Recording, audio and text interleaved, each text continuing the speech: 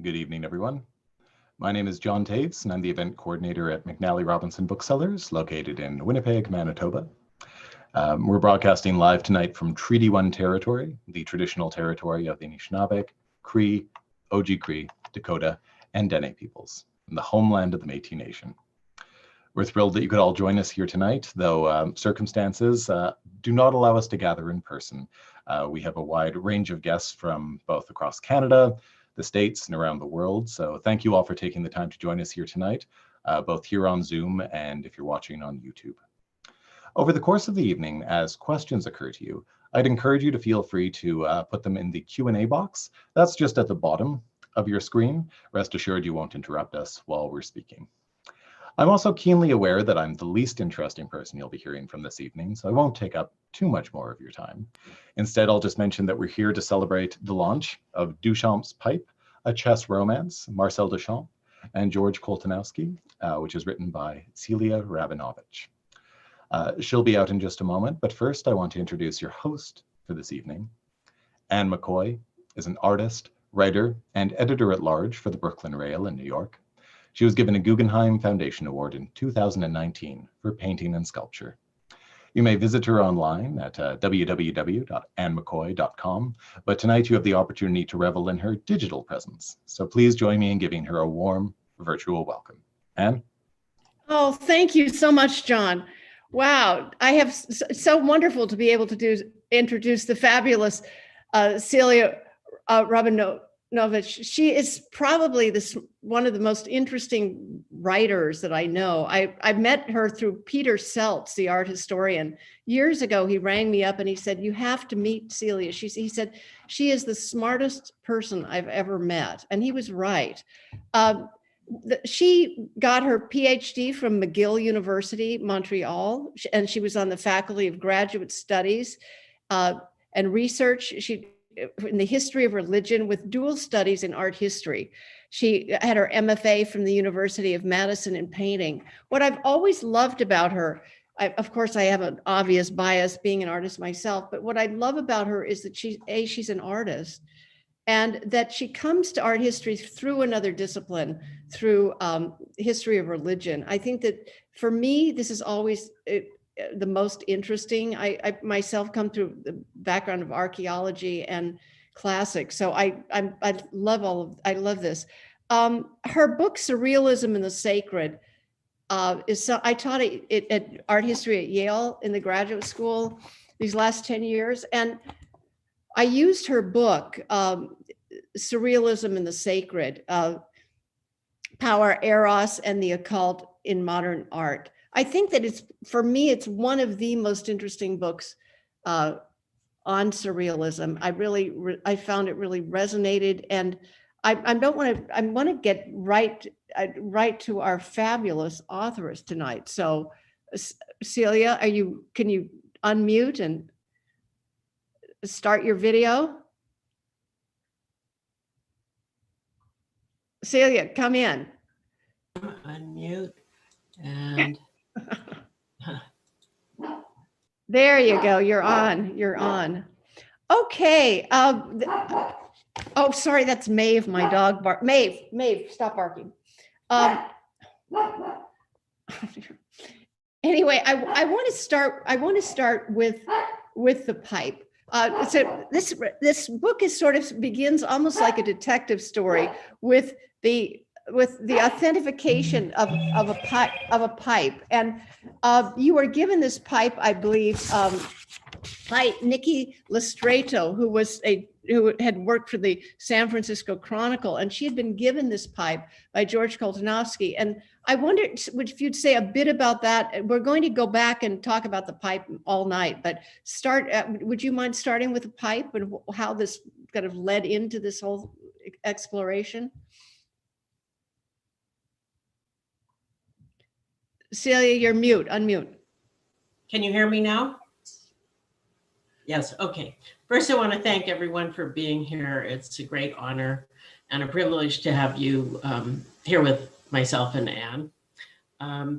So we'll just go right into it. The pipe belongs to Nikki Listretto, and I met her through a dear friend, Karen Green, some years back, and she was seeking someone to help her authenticate the pipe for Christie's.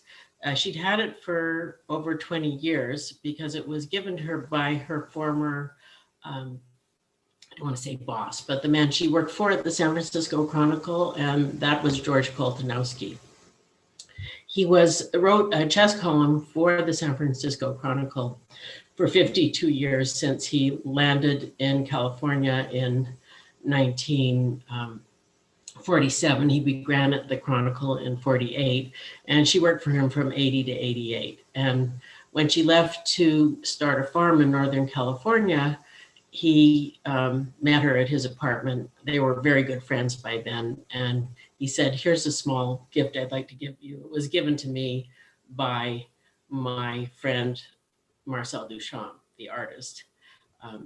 So she had done some research, and then I began helping her with that so that we could unpack the story behind the pipe, which was a very unique object. It's very blocky and very rough. So that's how it started. Oh, wonderful. I think that one of the best things about this book is that, I mean, I've read a lot, well, I haven't read thousands of them, but I've read quite a few books about Duchamp. And what I loved about your book was it was the first time I really felt that I had a window into the personality of the man in a kind of in a very natural way. And this relationship sort of provided that. I think that for me, it's a fabulous character study of the two men. You have Koltanowski is 16 years younger, but they occupy sort of the same continents, the same periods, but different worlds that sort of intersect and come together. Would you maybe like to say something about sketching out these two characters? Well, I just realized once I became familiar with the pipe itself, what an interesting object it was and how the history of their exchange, which was an exchange of friendship, of chess, of art and imagination, how that exchange was embedded in the material object of the pipe itself. So I started with the pipe as kind of an archival exploration, but as I began to pull the threads out, I found their two characters. And it seemed to me the only way to chart their relationship was to line it up kind of like a screenplay where you could see their parallel lives together. And at that point, I was able to see where they'd actually overlapped, what chess matches they met at and the such like. They were very different characters. George came from a rather modest background of diamond cutters in Antwerp. His family were Jewish emigres from Poland who'd settled in Antwerp because of the diamond trade. And Duchamp was from a cultured family in Normandy, so more or less haute bourgeois, upper aristocracy. And so they had this very different background, yet somehow they met in the realm of chess and imagination. The kind of creativity that could happen through chess, which is a mental creativity, and also through art, when the kinds of events and exhibitions that Duchamp would put on, which were very much part of the avant-garde. I think it's interesting because they both are immigrants, and they both come back and forth to this country.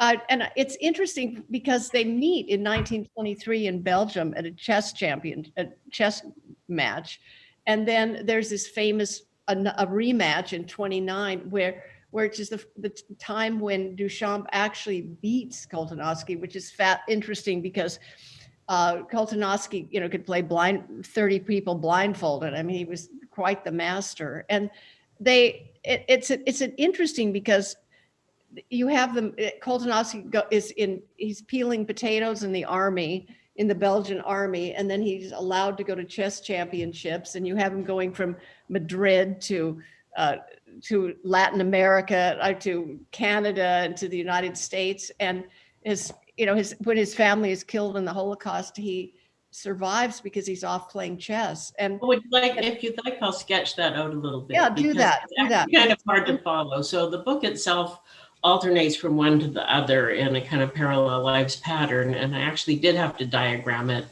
And I did find there was a lot of conflicting information as well. So there was a lot of checking of the Kreb, which is the Belgian chess journal, and various chess journals, and also popular chess magazines. So the book itself uses a lot of archival materials, which I find have kind of, the scent of the past. It's like the past is embedded in these images. So Koltanowski was 14 when he learned chess in 1917. He learned it with his father and his older brothers, and then he started to play people in the Diamond Bourse in Antwerp. So he was challenged rather early on by adults, and Duchamp learned chess at the age of 11, which would have been before 1900, probably about 1898, through his elder brothers. But they meet first in 1923. First, they played in Ghent. Duchamp had gone to Brussels from New York to study with Edmond Lancel at the Hotel Lucine, which had the Lucine Chess Club, which means the Swan. And ironically, that was the very hotel where Marx and Engels had written the Communist Manifesto. And even today, there's portraits of both of them in the Lucine Hotel. And I see the Swan as a kind of a figure that's swimming around, uniting the two men. So they first played in Belgium, and then the chess championships were in Ghent in October 1923. And Koltanowski played against Duchamp, and he won. Duchamp then returned to Paris, where he became obsessed with chess, and he lived in the Hotel Istria, a kind of bohemian life, and really wanted to become a chess champion, although that desire had occupied him even since 1915. So if you go to the website I made for the book, I want to point out that that's an enhancement to the book, because it's everything I couldn't get in the book. A lot of it was the ships they took crisscrossing the Atlantic Ocean, because they were very busy travelers going up and back for chess tournaments or art shows. And so from 1923 on, they played again in 1924 in Paris, and Koltanowski wrote about it very compellingly as seeing beautiful girls in their summer dresses in Paris and playing chess at the Café de la Régence. And he loved Paris. He had a good time because they let him out of the army. He had been drafted in 1923 into the Belgian army, but his captain, who he referred to as one of the greatest duffers of all time, actually loved chess. So he let him go play chess. That was 1924. In 1928, we have some chess documents showing Duchamp and Koltanowski playing in The Hague. And then in 1929, there was this match in which Duchamp won, and he kind of overturned Koltanowski's sense of himself. So Koltanowski kept the scorebook for that till the end of his life. And later it was given to Nicky Lestredo, and that also went to auction with the pipe in 2016 through Christie's. So there was a number of overlaps up into the 30s. And in the 1930s, they both became chess writers. Koltanowski wrote for an English language chess journal called Chess World, which came out of London. And Duchamp wrote a correspondence chess starting 1935 for Ce Soir, which was the newspaper edited by Louis Aragon, who was a communist. That also put Duchamp under additional suspicion at the beginning of World War II. So we'll end kind of there at World War II, and we'll see what other things you'd like to discuss. I was fascinated by Koltanowski in your book because you say that he spoke, of course, French and Flemish, Russian, Spanish, and English, and well enough to do a journal in Madrid in Spanish. What was it called again? I'm just blanked it. The journal he wrote in Madrid was called Jacques. And his time in Madrid is exactly parallel to the rise of fascism in France, which Duchamp felt keenly, and so did the other surrealists and Dadaists friends he had. Hans Arp had to leave. Robert Desnos became part of the resistance. Louis Aragon was part of the resistance. So while the rise of fascism through Germany was happening in France, you have the Spanish Civil War beginning 1936 in Spain. And at that time, Koltanowski had been recruited. Well, to backtrack a little bit, he's a very humorous guy. He has an incredibly resilient personality, and he has a great gusto for life. He seems to recover from things well. So he and his brother Harry had started a hat business in Ypres in 1932, which was a complete failure. And that was because of the Depression. They really needed money. And then he started playing chess again, and he was recruited by the chess club in Barcelona, where I have several friends now because they helped with the research. So hello to Jose Perez and Joaquin as well. They both provided me with unique photographs, as well as the story of Koltanowski in Spain, which was not that well known, and he didn't write about it much except that he had to escape from Spain. But he became the chess trainer for the club in Barcelona. He edited a magazine called Jacques, which was a chess magazine, meaning Czech. And then he also was recruited by the chess club in Madrid. And he was teaching chess there at the Olympic level when the Spanish Civil War broke out. So he took a train to Valencia, and from there he took English warships to Marseille. He was always taking a boat or a train. He was constantly on the move.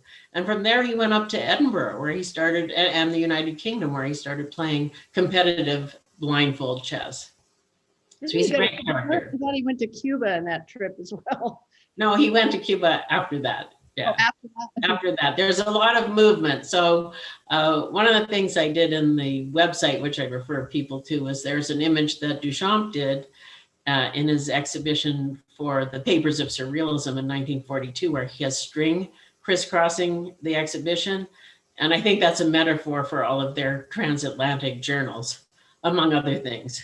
When you see these two parallel lives, it's sort of interesting because Duchamp is obviously very well connected because of his brothers, because of his whole relationship to the Surrealist group. And he also, and to patrons like the Ahrensbergs and Peggy Guggenheim. When he comes to America, he stays in Peggy Guggenheim's apartment. And Koltanowski is quite a different fellow. He's, in one way, he's a showman, and but he's very poor at times. I mean, he comes to New York and works as a diamond cutter during this later period when he and Duchamp have this little office together in the diamond district. And he's I don't know, you don't make a great living at chess. I mean, at one point he and Duchamp set up a little cottage industry to make little chess or something. But he seems, I don't know, I found him extremely sympathetic, and the way you present him in your book is extremely sympathetic. Well, Koltanowski has gotten kind of mixed feedback from the chess world. Edward Winter, who writes on chess, didn't like him. He called him everyone's favorite chess player and an elf because he was so affable. But he was an American populist. He didn't really revisit what happened to his family in the Holocaust because he lost his father, Gabriel, and his mother, Miriam, and his sister, Harry. And he never went back to Europe, correct?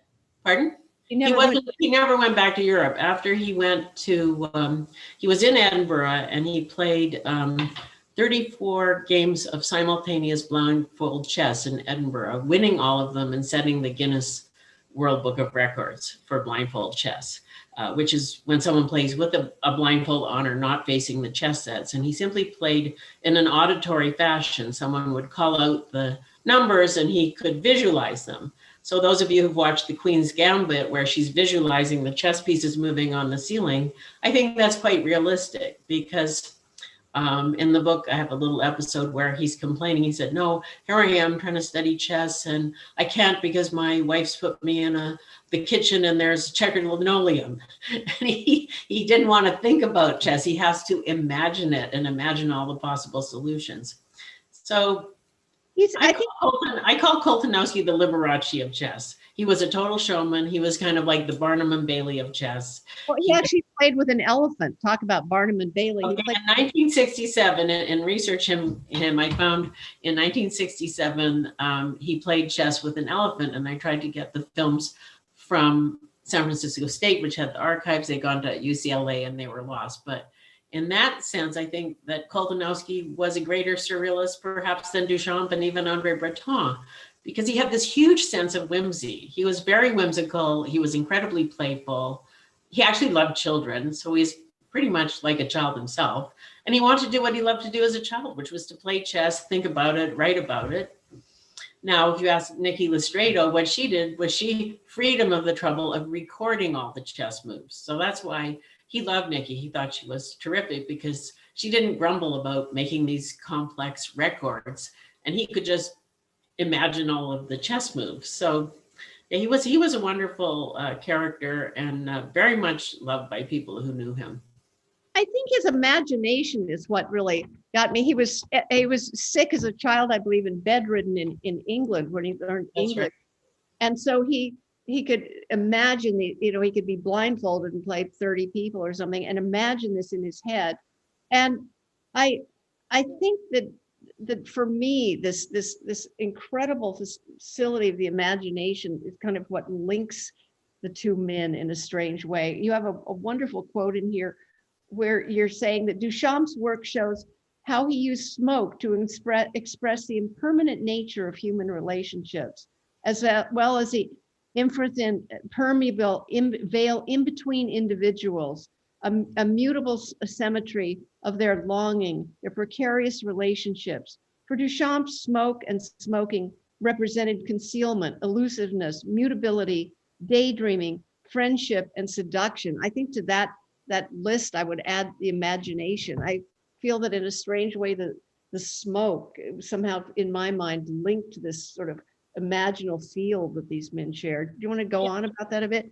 Yeah, let's talk about that for a little bit. Now, in Duchamp's earliest drawings, he did a series of drawings called Study for Chess Players, and they date from 1911, 1912. One of them's in the Guggenheim Museum, and in it, he depicts the chess players against a kind of crossed composition. And on one side, you see different chess moves depicted on the other, and then there's kind of smoke that whirls through the whole thing. And the smoke for him represented the imagination and what both connected and divided the two figures. You know, we think of it as a vice, and in a way it is, but so is chess. Chess was the vice that captured them both. But in Duchamp, here's a man who's very reticent in a way about himself. He was a great public figure, and people, in the art world from 1915, he was very much adored by Walter and Louise Ahrensberg, who had an apartment that he lived in on 63rd Street. And he was only 27 at the time when he left France. So, he was incredibly attractive, but also remote. And Gabrielle Buffet-Picabia, who was married to the artist Picabia, said that one aspect of Duchamp's attraction was his detachment to all things, including to himself. In other words, he didn't take himself that seriously or think of himself in that kind of high-minded fashion that we think of a lot of surrealist artists, such as Andre Breton.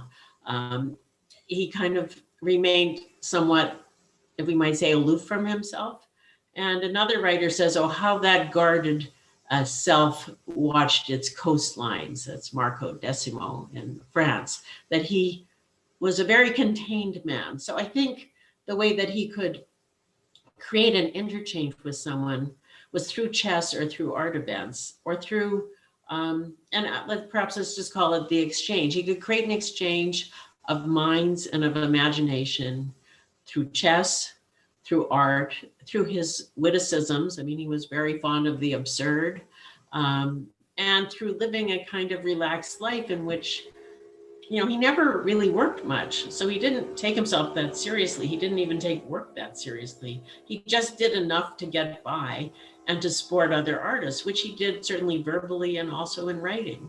There's a wonderful quote in your book that I think that seemed to sum up a lot of this for me, where you're saying, aligning with the surrealist elevation of imagination, Duchamp once described the artist as a mediumistic being who from a labyrinth beyond space and time seeks his way out to a clearing.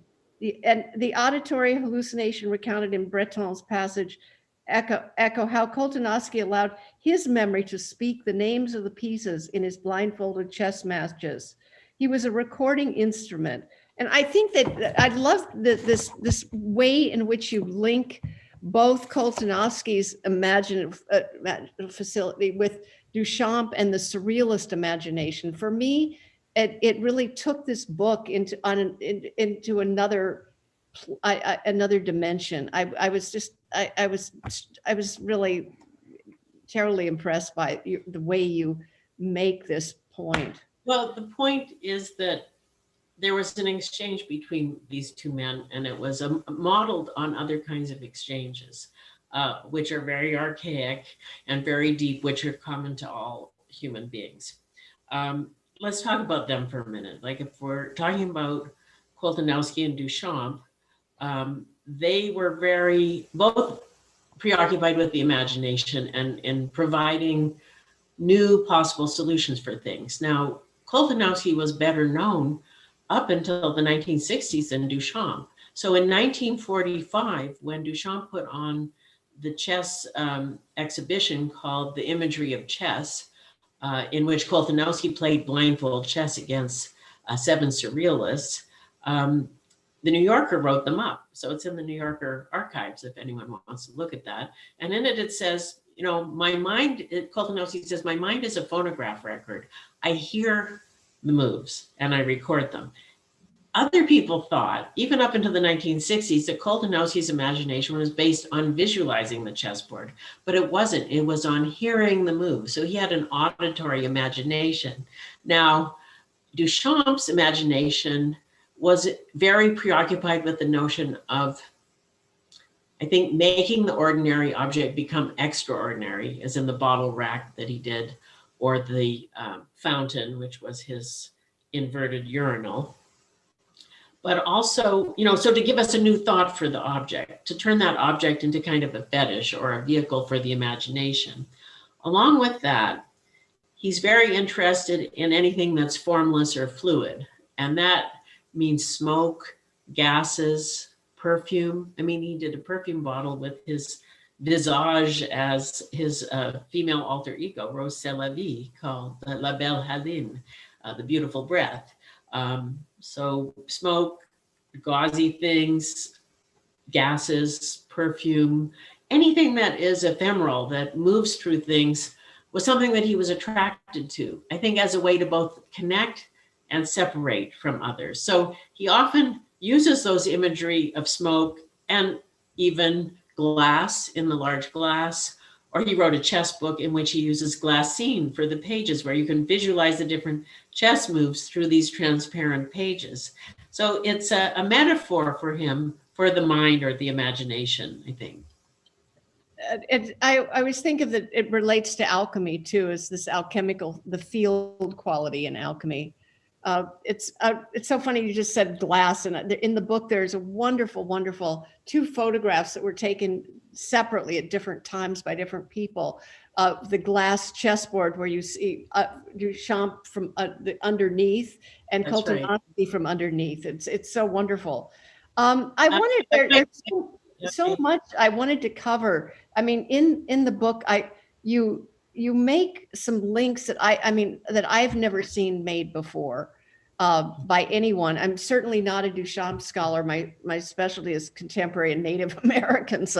But I've never seen anyone really discuss Duchamp in terms of the Imagist poets. We know that through the Ahrensbergs and the Salon that he had a relationship with Wallace Stevens and William Carlos Williams. And would you talk a little bit about this, because it seems to tie in with a lot of the ideas we've been talking about? Yeah, I mean, I've always loved Imagist poetry, from Wallace Stevens on through Allen Ginsberg and Jack Kerouac. So it's something I'm very familiar with in terms of my own painting, which I see operates a lot like Imagist poetry. I think the image itself is a very powerful thing. And it's embedded both in real things and in our imagination. So for Duchamp, I think he was really greatly influenced by the Imagist poets rather than the other way around.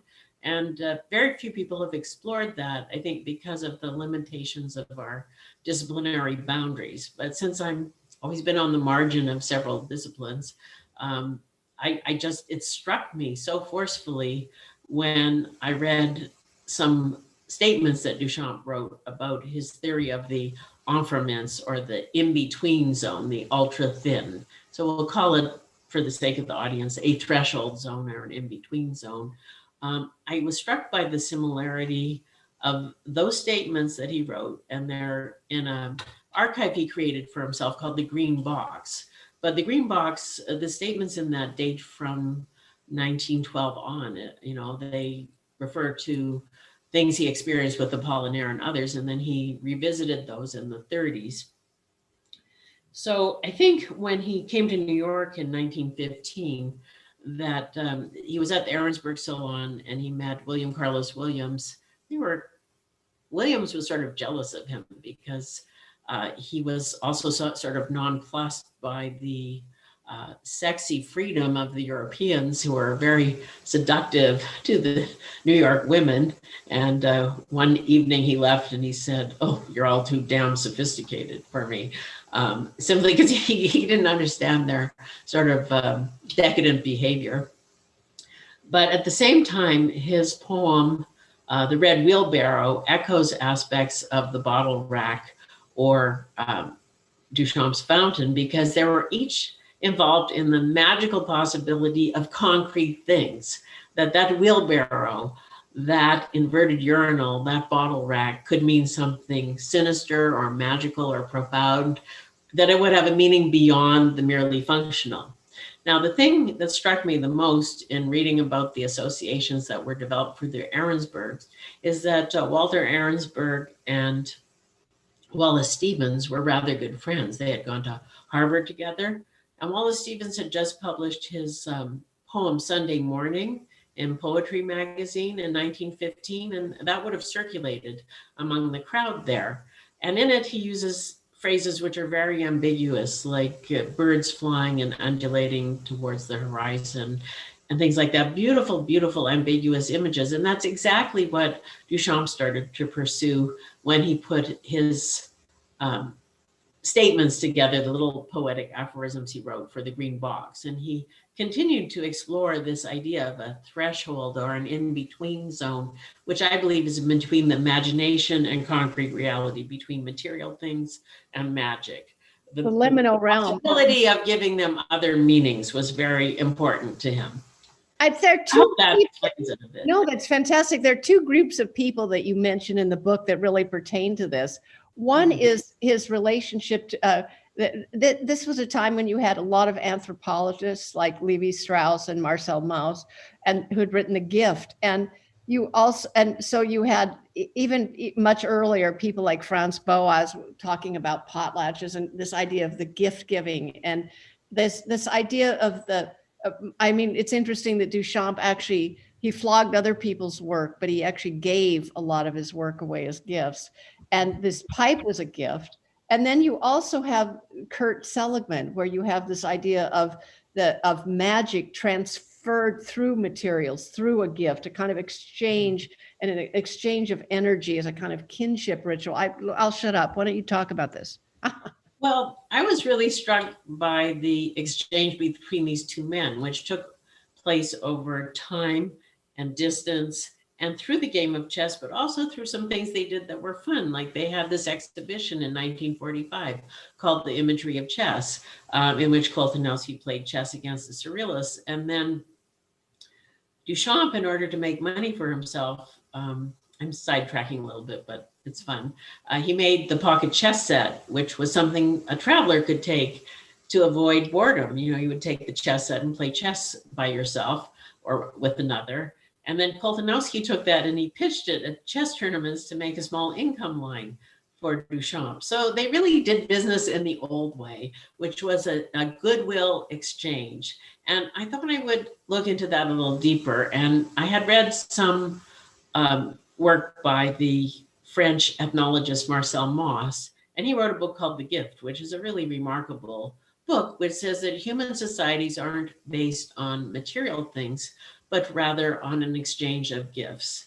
And through that gift exchange, and the way I think of it is, when our ancestors of whatever culture walked across the desert or came across the oceans to meet with each other, when they exchanged a gift, they formed kinship, they formed relationships. And those relationships are more than the sum of their parts. They're more than mere commodity value. They're more than the stuff. They're what exists beyond that make human life wonderful and interesting.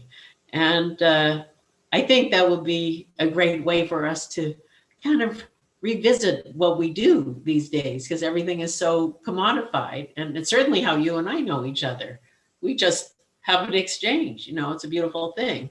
But that's what I started to look into, was this line of French anthropologists from Emile Durkheim, who was related to Marcel Mauss, to Levi-Strauss, and what was their background. So I looked a little bit I really consider myself in the intellectual sphere as more of a cultural anthropologist. And I don't like to work with disciplinary boundaries because I don't think that offers you solutions. So I looked into the history of these anthropologists. I found that the majority of them were Jewish, and that probably, to my mind, this notion of exchange comes from the notion of a covenant between people, of a bond that must reflect our bond with the divine.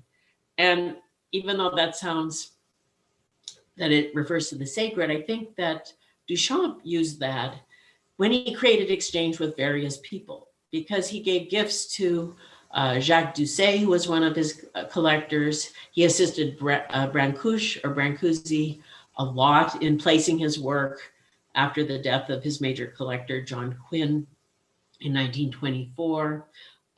He assisted his lover after she died, Mary Reynolds, by placing and cataloging her work for over 5 years for the Art Institute of Chicago. I think that story is so moving, because generally women are usually sort of the martyred Künstlerfrau. And it's the first time I've ever heard of a male artist really taking good care of a woman artist's work and placing it. I thought it was extraordinary.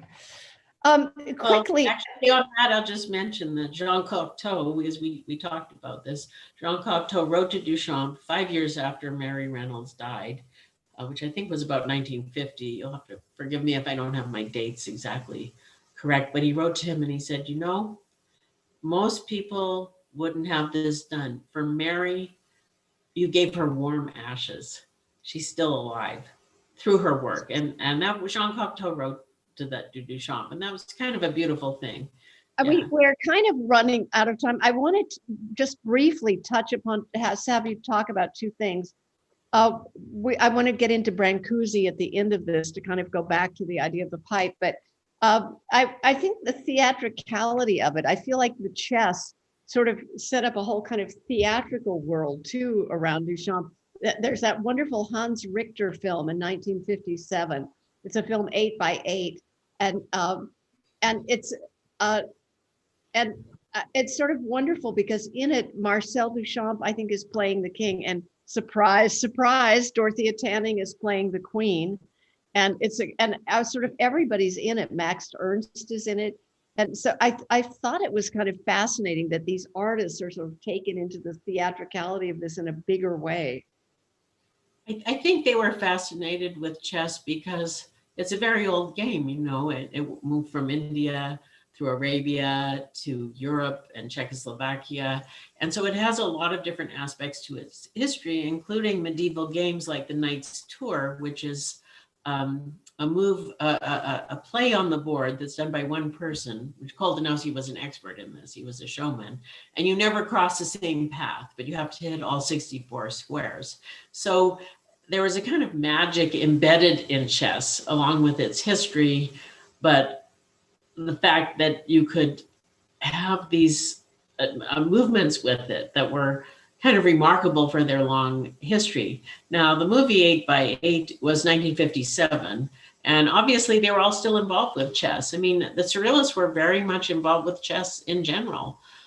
So it's was part of the intellectual culture of the times, and happily, I would say it's now becoming part of our culture even more so with the in popular culture and sites like Chess Bra or the movie The Queen's Gambit. I mean, people are realizing that there's a lot you can do with your mind in chess.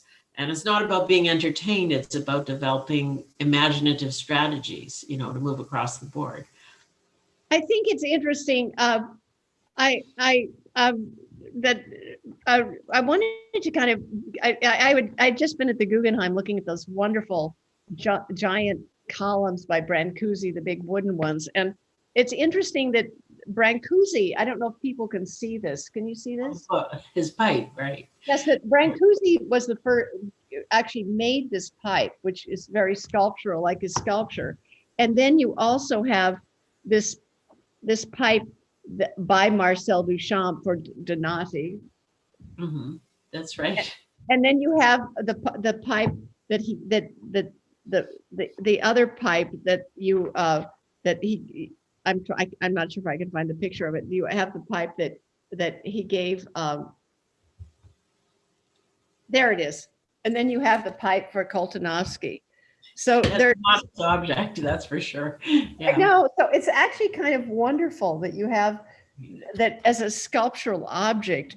I found the relationship between Duchamp and Brancusi interesting, and it also seemed, for me at least, maybe I'm being too literal, it seemed to sort of tie up sculpturally and with the idea of the pipe as well.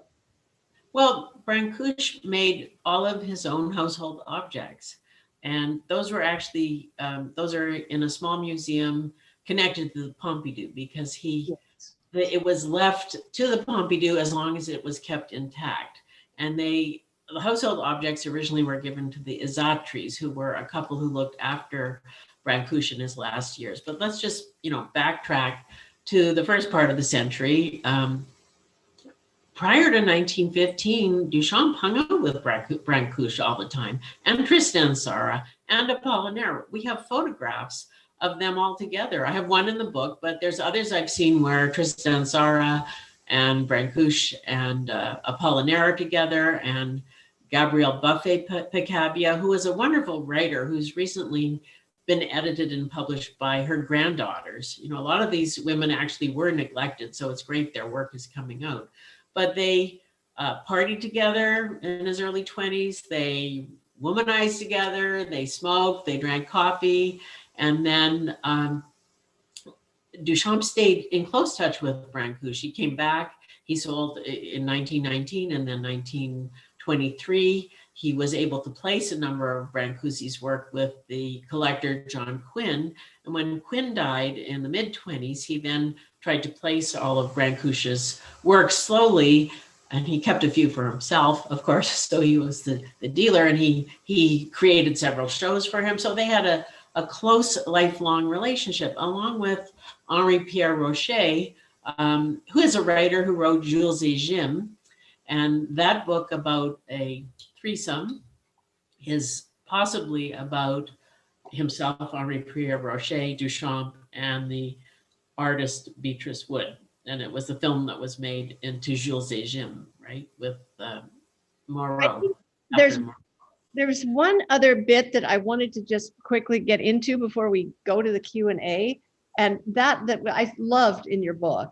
And that is, you have Duchamp's pocket chess with rubber glove, and right. Which is wonderful. I mean, I don't know if you can find it. This pocket chess with rubber glove, and then you have, and you contrast it with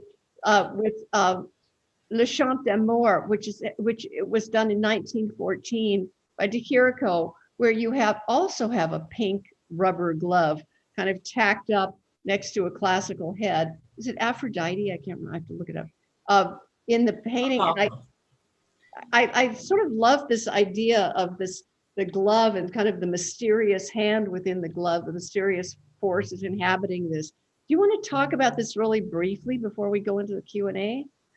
Yes, I think, art and magic and chess are all intertwined. I mean, I can show you briefly, if you can see it. That's the De Chirico with the glove. And then this was Duchamp's chess set, which was shown in the 1945 exhibition, The Imagery of Chess. It's the only time the glove was shown, and it doesn't exist anymore. It was pinned to the chess set, which was a pun on the chess move of pinning. So I think the idea of the glove, of course, suggests the hand. It's a notion from sympathetic magic. You know, anything that resembles something can also call forth that thing in the imaginative dimension of life, which is, of course, the magical dimension as well. So I think in Duchamp's pocket chess set with glove, he was making a pun on pinning the board and then pinning the hand. And let's not forget at the same time that he rejected the artist's hand. He was no longer a painter. He made objects, but he always said, "Oh, bête comme un peintre," thumb like a painter, you know, like a beast like a painter. It was so he had rejected the world of his brothers, that fine art world, in favor of making more machined objects that were inhabited by an indwelling power or presence, much the way Brancusi's Bird in Space is inhabited by a kind of indwelling presence. Yes, they're abstract, but they're kind of animated by an indwelling spirit that suggests something. Well, at the same time, you know, de Chirico's work, which was 1913, which was the Song of Love, Le Chant d'Amour, he contrasts the classical head with the modern machined glove to give us this sense of tension. It was really juxtaposition between the modern and the pre-modern or classical world. And in that, he creates a sense of magic too, because we have to be in, and we do live in both worlds at the same time. We have all of those heritages together, and we have to hold them, like quantum theory, you know, in our mind together. So things create echoes, you know, and I think the purpose of art is to create echoes and resonances, which aren't always literal or verbal, but they're there, and it just takes some time and looking to unpack them. I hope that answers the question. I study alchemy, and that's what I've studied alchemy for almost since 1970, and so it's a huge interest of mine. And I've had conversations with Arturo Schwartz, and what is interesting to me about the relationship of these two men is this idea of the alchemical third field, which you've touched on many, many times in many different ways. This idea that you have a dyad, you have two people, and out of these two comes a third field. And I think that with Koltanowski's imagination, with the smoke, with this whole imaginal field, I feel that what was interesting about your book for me is that when you have this relationship between the two men, it creates a third. It creates an interesting third, which is hard to define. It includes a lot of the intangibles, and that to me, I felt that the way you did this visually, the way that you I think for me as a writer, I find you fascinating because perhaps it's because you're also an artist. The poetic element, it just goes all the way through the book. I mean, it's a great, for those of you, everyone run out and buy it because it's a great read. I mean, I almost read it in a sitting. I think, John, are you there? Yes, I am, Anne. Oh, great. I'm having sort of a geriatric issue here. And that is, in the Q&A, the type is so teeny, I can hardly read it. Would you mind reading? We have a wonderful question from Alexander, I think, Lazio from Buenos Aires. Would you mind reading that for me? Oh, of course. So he says, Koltanowski's chess anecdotes seems to embody the whimsy and wit that, while still expressing insight and liminality, was far more engaged with life than aloof from it. Duchamp seems to have much more of the mystery and the imagination, while still expressing a playful irreverence for life. Did the pipe represent a kind of rough-cut and raw-hewn middle ground or meeting ground for them? Was Chess Anecdotes a kind of pipe offering of Koltanowski? Well, I think, Anne, when you were talking about this field theory of alchemy and the notion of, imagination, I think the key thing in the book is it's about the exchange. Whatever they have in terms of exchange, which is embodied in the pipe. The pipe is the embodiment of the exchange. is that's sort of the underlying theme. So I don't impute a lot of other meanings to the pipe. Like, I don't think Duchamp was doing anything more than cementing his exchange with Koltanowski by saying, hey, we've had this great thing, and here's a marker, here's a period, here's a sentence that we can use to say we had this exchange. And Koltanowski's chess anecdotes, well, he writes a lot about his other personalities that he met in chess, and they're not all flattering, but they're generally extremely funny. So I think the fondness that he expresses for others is in the sense of humor. It's a little more friendly, and I don't think it's as intellectual as Alexander's question, but I do appreciate the question. Thank you. It's interesting. I'm looking at the chat here, and I think some of the questions were also kind of in the chat. Okay. What I was going to ask you is, could we do something a bit different? I'm so used to the Brooklyn Rail. I feel like the two of us are talking, the three of us, and it would be great if we could switch to a gallery view for a few minutes to see all of our participants, and maybe people could unmute so we could sort of open it up a bit like a group. Is that a possibility here? I'm afraid not on a webinar. And if we were in a meeting, that would be perfect. But sadly, everybody must remain facially anonymous. But I do see a question from Shelley Sweeney, who I know, who's the head of archives, was at the University of Manitoba. And I'll read it. It says, you speak a bit about archives, and I'm wondering whether you had a chance to visit many archives for this book, or whether you depended on online materials and researchers in other countries, and I wonder how it affected the book. Well, I did visit archives, and I always use archives, and I like to use actual materials, but I was lucky in getting archival materials from Joaquin Travisetti Barba or Jose Luis Perez. They have a website called Ajedrez 365, which is a Spanish chess website. So they were able to send me originals of photographs. And the same, I was able to write to people to get things. So it wasn't like I visited archives, but I was able to write to people to obtain things. I visited with Francis Naumann, who was a great resource and a great inspiration for this book, and who really is the chess expert on Duchamp. I didn't attempt to explain his chess games because I myself don't play chess. But I was able to get archival materials from him, from Jean-Jacques Lebel in Paris, and to have many, many conversations with people who research Duchamp. And so for me, it was a great exchange because I met great people. I have to say it was a wonderful experience, and everyone was most generous. So I'm very grateful for that.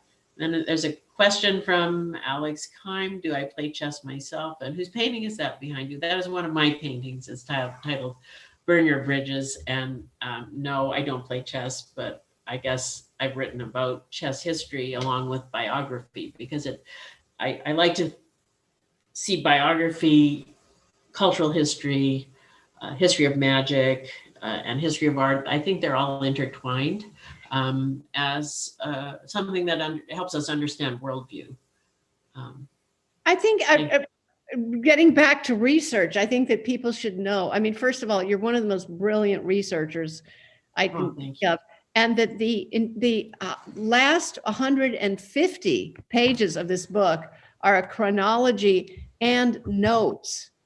It's so wonderful to see an amazing index, and it shows the depth of your research. You even met members of Koltanowski's family, or the few remaining ones in Europe. The research I thought was so fresh. You hung out at little pipe shops in Manhattan. Right. I went to Charlie chess clubs. I went to Charlie's Smoke Shop. I went to the Marshall Chess Club in New York. I went in and talked to people, and Nikki did too. She called the Barclay Rex. So, she helped a lot with the research, and we kind of brainstormed different ideas because there was this oddity, like, how do you authenticate a pipe, from Koltanowski? There was no history or anything attached to it. And I thought the best way to authenticate it was to show the relationship between the two men, which had never really been documented. It was only piecemeal. I mean, there were really funny things that showed up, like the fact that Koltanowski rented an office and Duchamp had done a little blurb for him, which is, come and play a master chess player, $1 a game, $5 for so many games. And Duchamp would hang out with him and play with him, just like it was the wholesale district in Winnipeg in the 1960s. It was definitely a different time. People were poor after the war, and these guys were helping each other, and helping other artists as well. So I think Koltanowski was always generous, as was Duchamp. Everyone commented on what a generous personality he had. So even though they were very, very different, they met in the realm of imagination and humor and chess. So it was fun for me to do. Yes, definitely. I met lots of great people. Is there another question there that?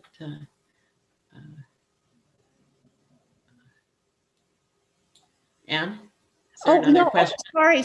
I was trying. This book is so fascinating. I just sort of made an outline to have you pick up some of these themes, because I think that.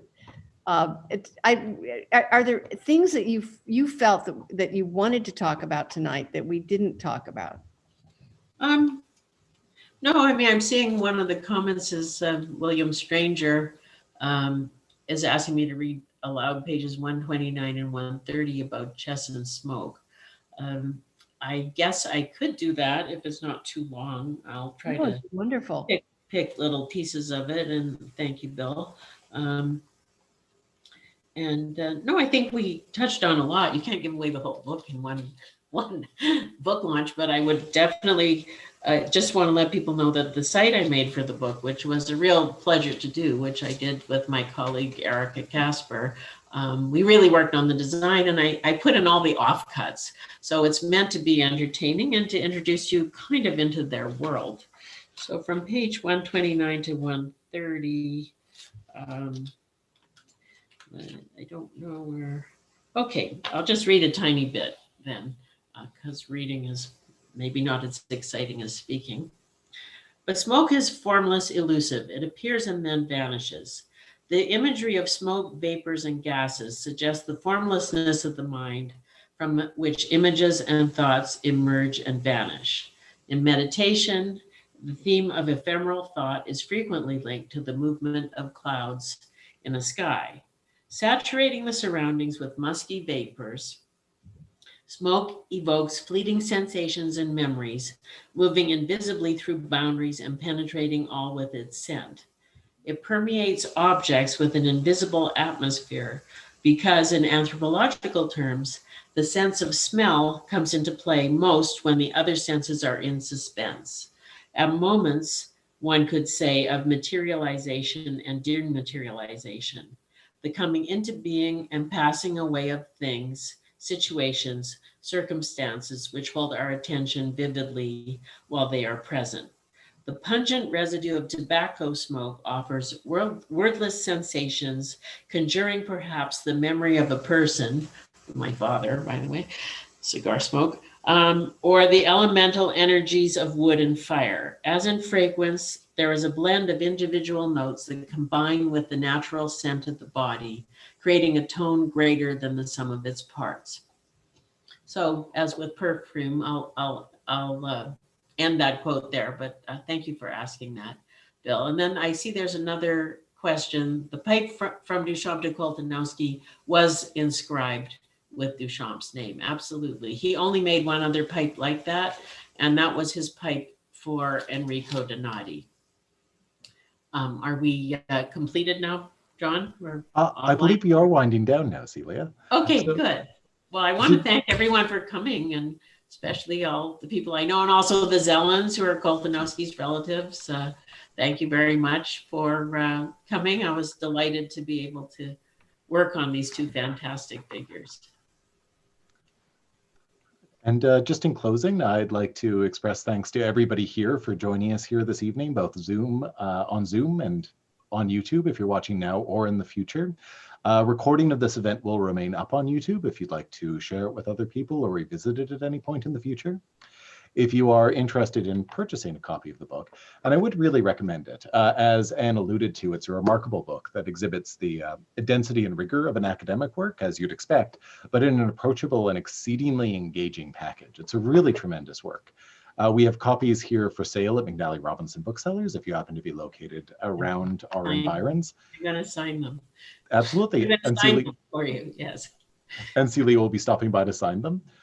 So you can order those online, or you can give us a call just by visiting our website, mcnallyrobinson.com. We deliver within Winnipeg, across the country, and beyond. And you can also, as mentioned, order that online too. So I'd like to, in closing, thank Anne McCoy for her inimitable hosting. Thank you so much, Thank you, Anne. Ben. North Atlantic Books, of course, for publishing the book in the first place, and Penguin Random House for helping to put on this event. And I'd invite you all to join me again in yet another rousing round of virtual applause for Celia Rabinovitch. Thank you all so very much. Thank you. Okay. Thank you. Guess we